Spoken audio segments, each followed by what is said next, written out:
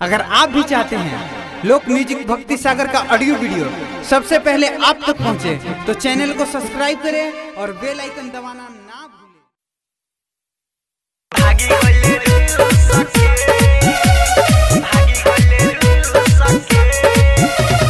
DJ Vikas Riga Sitamarhi.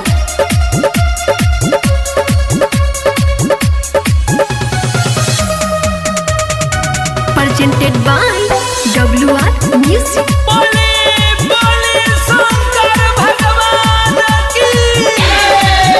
भंगिया के गोला खानी रउआ ठूस ठूस के,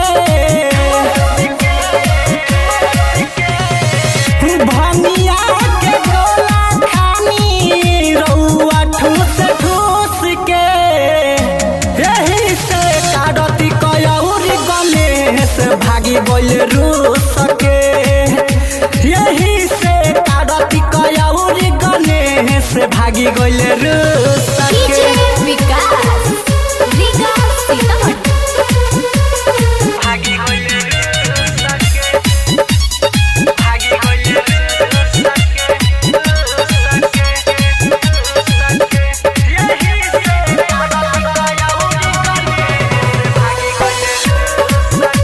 बोलिए जटाधारी नाथ की।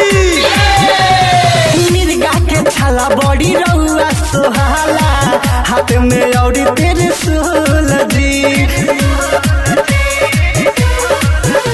हिले रे निसास बैठी कैलाश पर, तोड़ी नया पने असूल जी। रहत रावण देखी लंका में घुस के, रहत रावण देखी लंका में घुस के, यही से काडती कयौरी गणेश भागी गोल रूस के, यही से काडती कयौरी गणेश भागी गोल रूस के।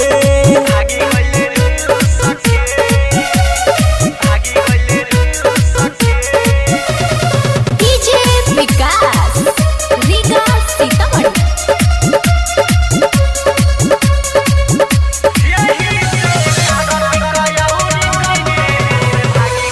Mixed by रामानंद सागर।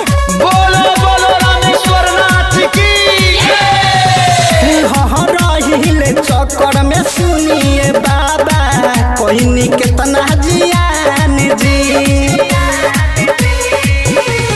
करिले नासा छोड़ी बतासा, गजा पड़ोला बिहान जी, 20 साल बेदर्दी कहे डोरा भइनी सुख के, 20 साल बेदर्दी कहे डोरा भइनी सुख के, यही से काडती कयौरी गणेश भागी गोल रूस के, यही से काडती कयौरी गणेश भागी गोल रूस के।